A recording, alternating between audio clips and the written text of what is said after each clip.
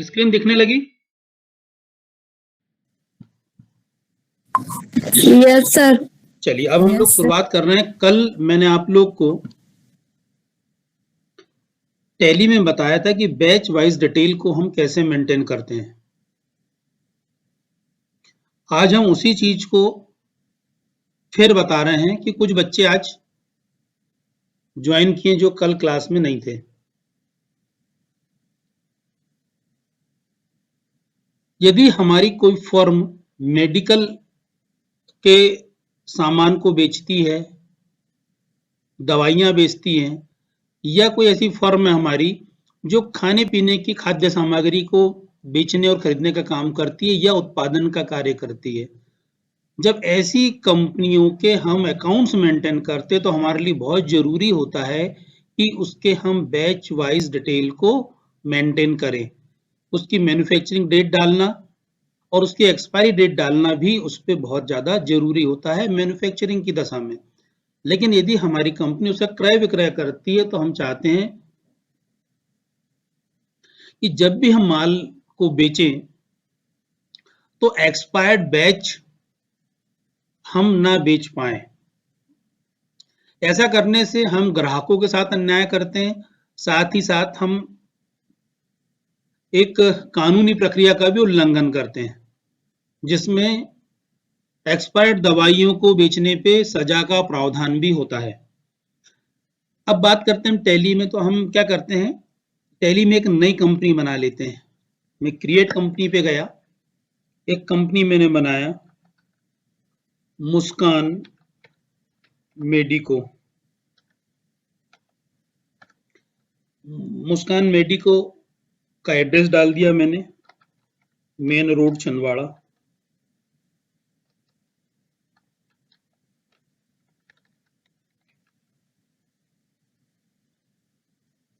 India, Madhya Pradesh का मैंने चयन किया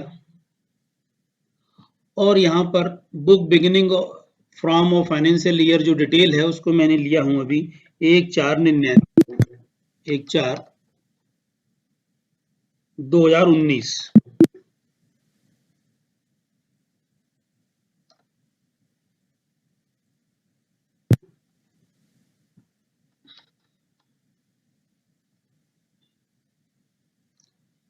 इसी प्रकार बुक बिगिनिंग फ्रॉम भी मेरा है 1/4/2019 और मैं इसको एंटर करते हुए सेव कर ले रहा हूं। तो मेरी कंपनी क्रिएट हो गई है। और इस कंपनी में सबसे अच्छी चीज क्या है, या अभी हमने सब चीज फ्रेश बनाई, कुछ बच्चे आज ज्वाइन किए हैं तो उनको अपन ग्रुप मेंटेन करना, लेजर क्रिएट करना, ये भी थोड़ा सा सिखा देते हैं। अब हम बात कर रहे हैं F11 फीचर्स में हमें बैच वाइज डिटेल को इनेबल करना है। तो उसके लिए हम सबसे पहले चलते हैं F11 पर, उसके इन्वेंट्री फीचर्स पे। इन्वेंट्री फीचर्स में हम इनेबल बैच वाइज डिटेल को यस करेंगे। Set expiry date for batches, इसको भी यस करेंगे और इतना करने के बाद कंट्रोल ए द्वारा हम सेव कर लेंगे। तो अभी हमने टैली में बैच वाइज डिटेल को और एक्सपायरी डेट को इनेबल कर लिया है। अकाउंट्स इन्फो में चलते हैं। कुछ बेसिक खाते हमको खोलने होते हैं, उसको हम खोल लेते हैं। नंबर 1 हम खाता खोल लेते हैं परचेस अकाउंट का।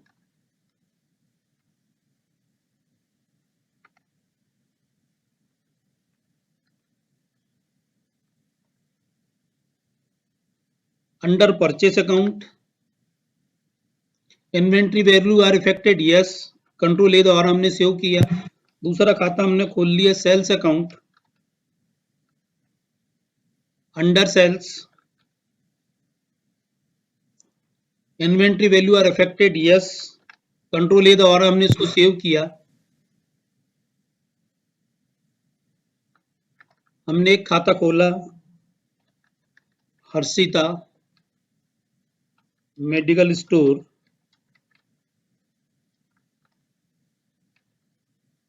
Harshita medical store sundry creditors है, ये हमें माल उधार बेचती है, इस फर्म द्वारा हम खरीदते हैं, है ना। तो ये सैंडी क्रेडिटर्स हो गया। मेंटेन बिल बाय बिल को हमने यस कर लिया, कंट्रोल ए द्वारा इसको हमने सेव किया। एक हमने खोला मसाइरा,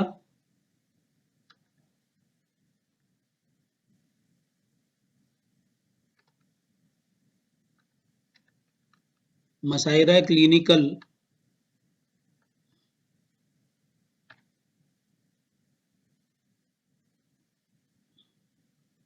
मसाइरा क्लिनिकल्स, ये सैंडी डेप्टर्स हैं जिसको कि हम माल उधार बेचते हैं, और ऐसे कस्टमर भी होते हैं जिनको कि हम माल उधार बेचते हैं।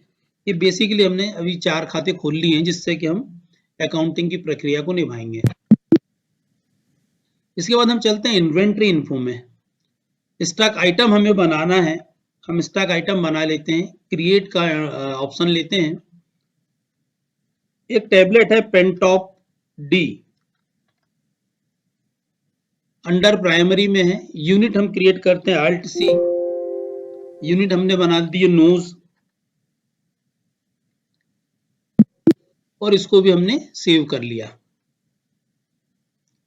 हमारे पास में 1000 टैबलेट पड़ी हुई थी, ठीक है। इस 1000 टैबलेट का जो रेट था वो था 7.90 का एक टैबलेट का, तो 7,900 रुपए की टैबलेट हमारे पास में अभी है, ठीक है।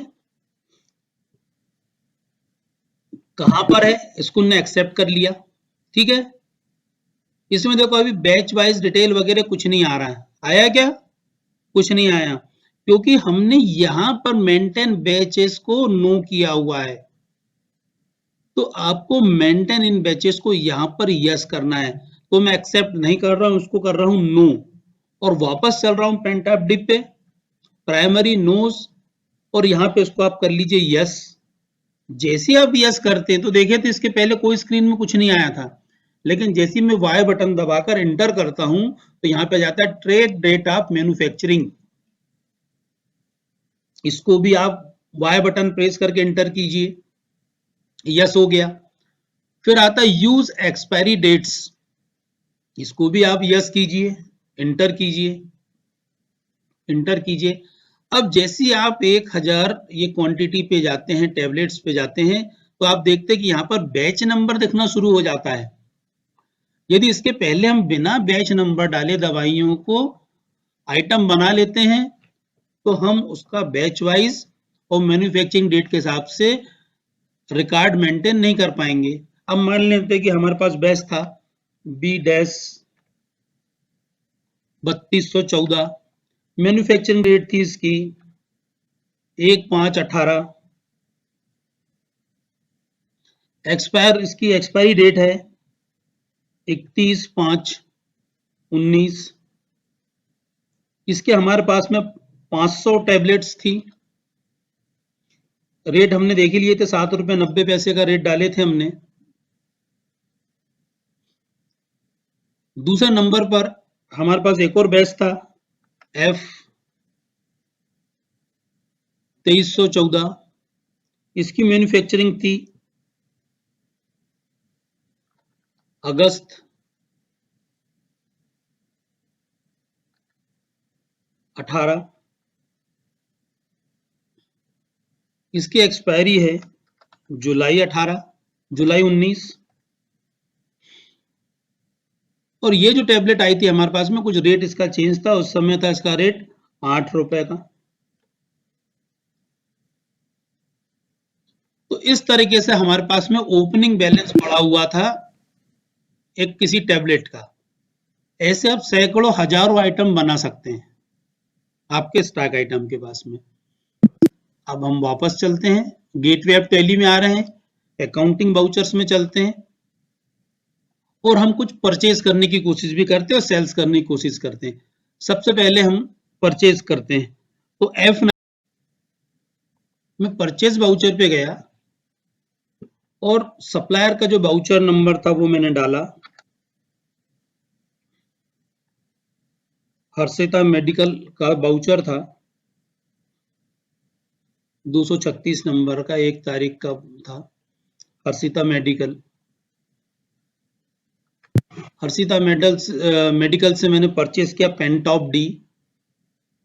मेरे पास देखो 2 बैच ऑलरेडी पड़े हुए थे B3214, जिसकी एक्सपायरी एक की है 19 और दूसरे की है जुलाई 19। एक की मई 19, दूसरे की है जुलाई 19। अब मैं नए बैच का माल इससे खरीद रहा हूँ, 1 अप्रैल खरीद रहा हूँ। बैच नंबर इसका K9-634। क्वांटिटी मैंने इससे 1000 टैबलेट्स ली है, जिसका रेट है 8 रुपए 10 पैसे।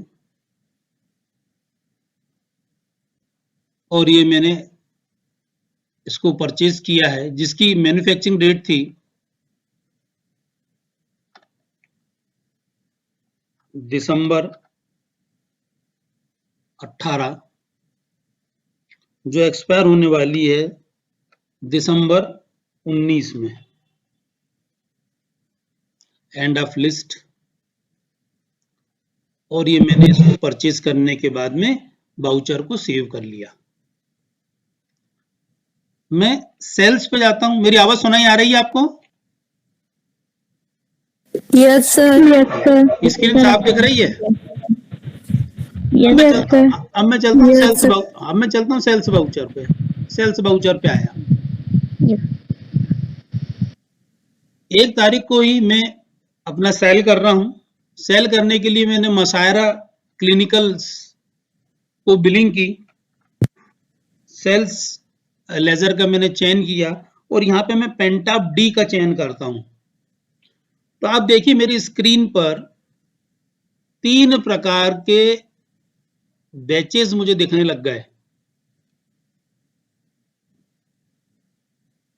पहले की एक्सपायरी है मई 2019, दूसरे की जुलाई 19 और तीसरे की है दिसंबर 2019। 500 2 प्रकार के बैच में टैबलेट थी और 1000 टैबलेट ये थी। तो ये मैं सबसे पहले क्या करता हूं, मुझे देखता हूं कि कौन सी टैबलेट मेरे जल्द एक्सपायर होने वाली है। तो ये जो टैबलेट है 31 मई को एक्सपायर होने वाली, 31 जुलाई को एक्सपायर होने वाली है और 31 दिसंबर को एक्सपायर होने वाली। तो एज ए दुकानदार मैं क्या करता हूं, जो एक्सपायरी डेट पास में आने वाली है हम पहले उसको सेल कर देते हैं, ताकि दवाइयां हमारे पास में खराब ना हो। यदि कोई कस्टमर लंबे समय के लिए दवाइयां लेके रखना चाहते हैं तो फिर हम 31 मई वाली दवाइयां उसको सेल करने से परहेज करेंगे। यदि उसका कंज्यूम ज्यादा है और वो तत्काल खर्च करने वाला है इसी महीने तक, तो उसको हम ये दवाइयां बेच सकते हैं। तो मसायरा ने कहा कि हमें 750 टैबलेट चाहिए, तो हमने इस बैच से 250 टैबलेट ले ली, उसको 8 रुपए 60 पैसे में बेचे। दूसरे बैच से हमने 250 टैबलेट ले ली,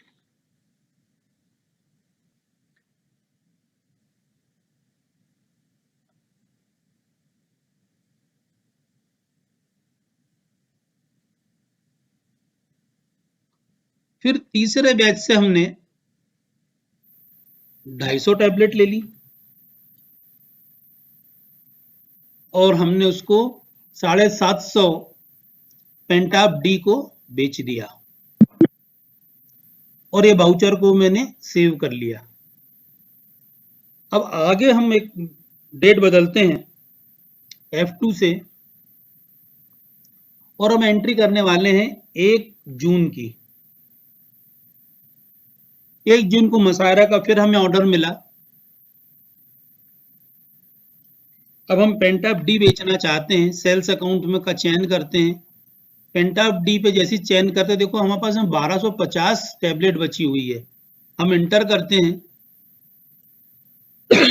वो टैबलेट्स यहाँ पे दिखना बंद हो गई जिसका एक्सपायरी डेट निकल चुकी थी, जिसकी एक्सपायरी डेट 31 मई थी। देखो आप यहां पर अब वो टैबलेट्स दिख रही है जिनका एक्सपायरी डेट अभी बाकी है, जिसकी 31 जुलाई है और 31 दिसंबर है। मैं एस्केप बटन दबाता हूं तो आप यहाँ पे देखो कितनी टैबलेट दिखा रहा है, 1250, अपने पास है 1250, लेकिन जब आप बिल करने जाते हो तब बताता है कि 1250 नहीं है, आपके पास तो केवल 1000 टैबलेट्स बची हुई है, अर्थात 250 टैबलेट को टैली ने अलग छाट दिया कि इसको आप सेल ना कर पाए। मैं फिर स्केप करता हूं। स्केप करने के बाद मैं डेट को चेंज करता हूं। डेट चेंज करने के बाद मैं डेट ले लेता हूं 25/5 की। 25/5 को जब मैं पेंटअप डी बेचने जाता हूं तो देखो मेरे पास तीनों बैच दिखने लगते हैं। 31 मई वाला बैच भी दिख रहा है। तो क्या मैं 5-7 दिन एक्सपायरी बची इस टैबलेट को बेचना चाहिए? मुझे नहीं बेचना चाहिए, क्योंकि इसकी एक्सपायरी बहुत ज्यादा पास में आ चुकी है। स्केप करते हैं। 31 मई की डेट लेता हूं मैं F2 के द्वारा।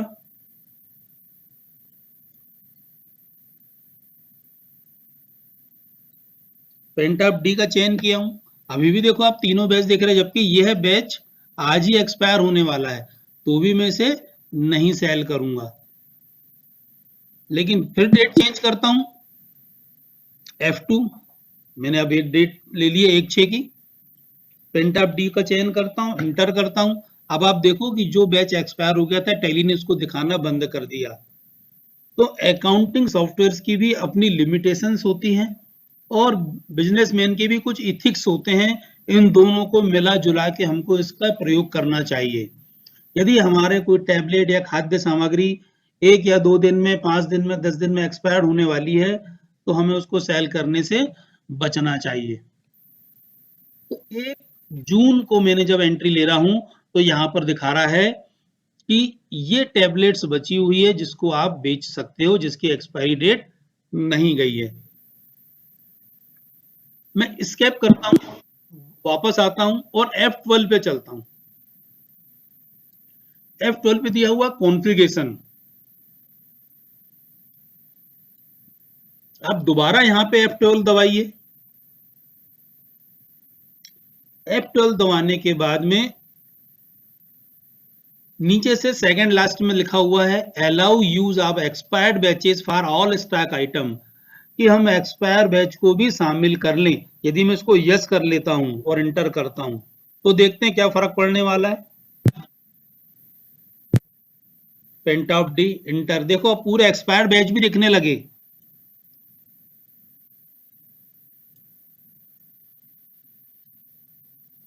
टैली में ऐसी व्यवस्थाएं भी दी गई कि यदि आप एक्सपायर्ड बैच को बेचना चाहें तो उसको उसका बैच नंबर भी शो होगा, लेकिन बिजनेस इथिक्स यानी हमारी जो नैतिकता होती है और हमारे जो कानूनी प्रावधान है उसके अनुसार हमें इन एक्सपायर चीजों को नहीं बेचना चाहिए। तो वापस हम चलते हैं इसी के ऑप्शन पे, F12 कॉन्फ़िगरेशन पे चले गए हम। फिर F12 हमने एडवांस फीचर पे गए और यहां पर allow use of expired batch for all stock item को हमने नो किया, इंटर करके सेव किया। फिर हमने कंट्रोल ए के द्वारा इसके सेव किया। अब हम जब पेंटॉप डी को बेच रहे हैं तो यहाँ पर वह बैच दिखना बंद हो गया जो एक्सपायर हो चुका है। हमने यहाँ से 200 टैबलेट बेच दी पहले बैच की, जो जुलाई में एक्सपायर होने वाला है। फिर हमने दूसरे बैच की भी 200 टैबलेट बेच दी और बाउचर को हमने सेव कर लिया। इस तरीके से हमें पता चलता है कि हमने बैच वाइज डिटेल का उपयोग किया। अब हम स्टॉक समरी में चलते हैं। गेटवे ऑफ टैली में हम जाते हैं, यहाँ पे एस बटन दबाते हैं जिसको कहते हैं स्टॉक समरी। तो हम स्टॉक समरी देखने लगती है कि हमारे पास में पेंटॉप डी पड़ा हुआ है। यदि हम Alt F1 को प्रेस करते हैं तो हमें पता चलता है कि हमारे पास में कौन कौन से बैचेस हैं।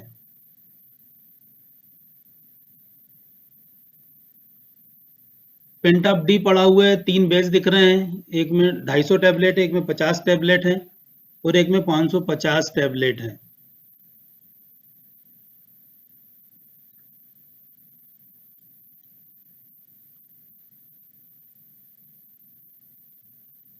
F12 की बटन मैंने प्रेस किया, F12 से हम कॉन्फ़िगर कर रहे हैं। यहाँ पर मेरे पास दिख रहा है opening balance, inwards, outward balance, और इसको मैंने एंटर कर दिया।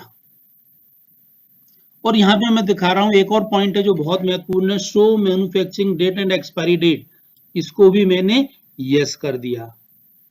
इसका करने से क्या होता है, इसका परिणाम देखो अब आपको दिखने लगेगा।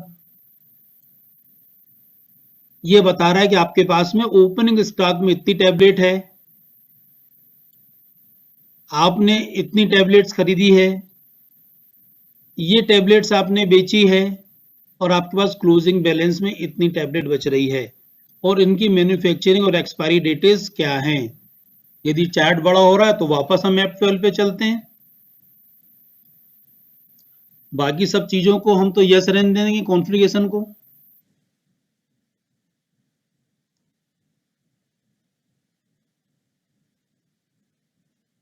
ओपनिंग बैलेंस जो था उसको यस रहने दिया हमने,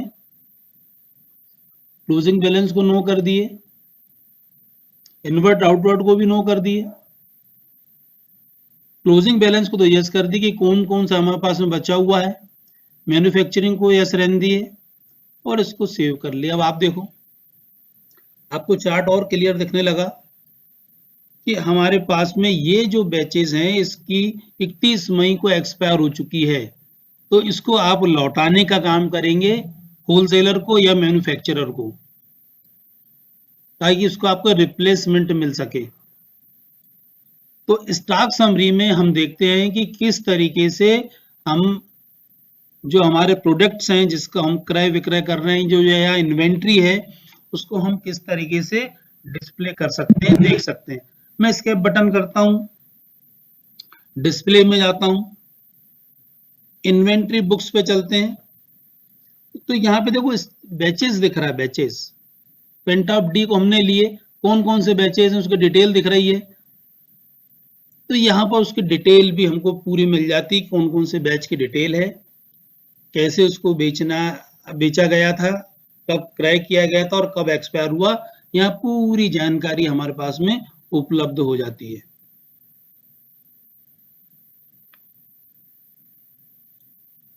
तो बैच समरी हमको यहाँ पे हर बैच, कोई भी प्रोडक्ट की हर बैच की हमको समरी यहाँ पर उपलब्ध हो जाती है। उसके लिए हमने क्या किया था, गेटवे ऑफ टैली के डिस्प्ले में गए थे,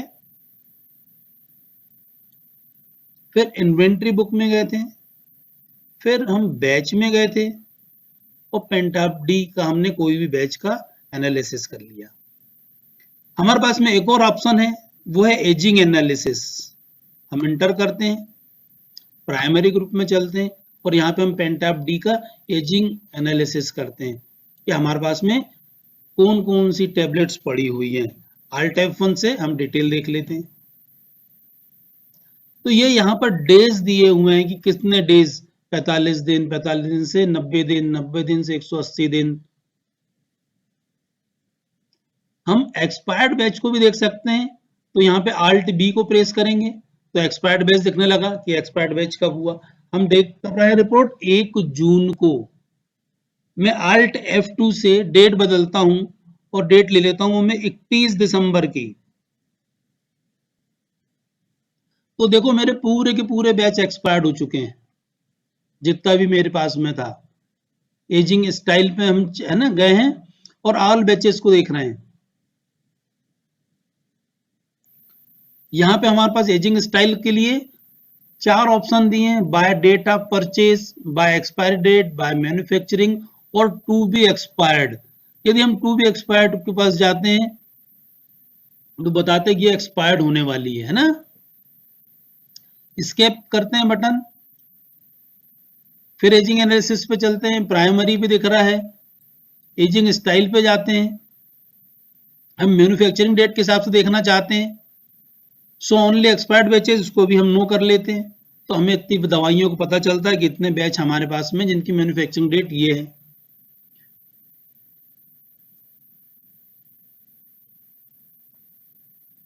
F12 से आप इसको जो बैचेस दिए हुए हैं उसको डिस्प्ले स्टाइल को बदल के भी आप उसकी रिपोर्ट्स देख सकते हैं।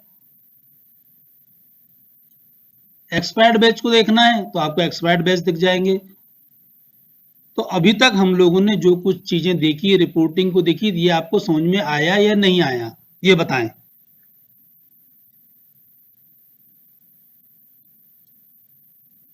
Hello, yes sir. हाँ, अब किसी को कोई कंफ्यूजन हो तो बताओ। सर जो आपने मतलब इसकी बैच समरी ली थी और एजिंग वाला जो बता रहे हैं आप, इसमें क्या डिफरेंस है? स्टॉक समरी आपकी स्क्रीन पर दिख रही है, केवल आप इसमें पूरे के पूरे बैच को देख सकते हो, ठीक है।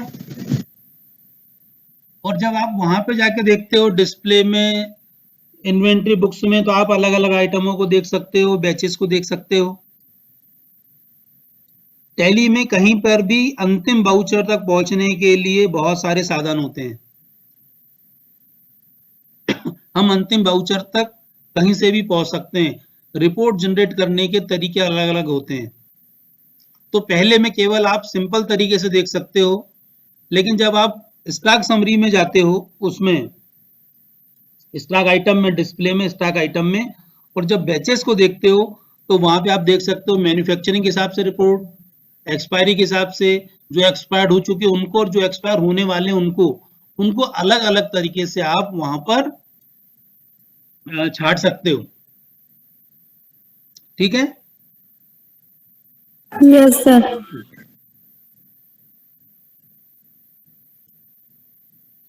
किसी को और कुछ पूछना हो तो इसमें पूछ सकते हैं आप लोग।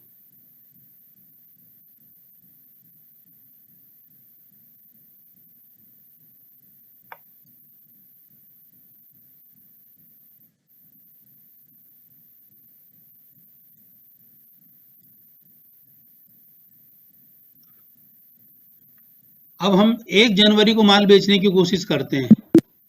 वाउचर एंट्री F2 से हम चले गए हैं।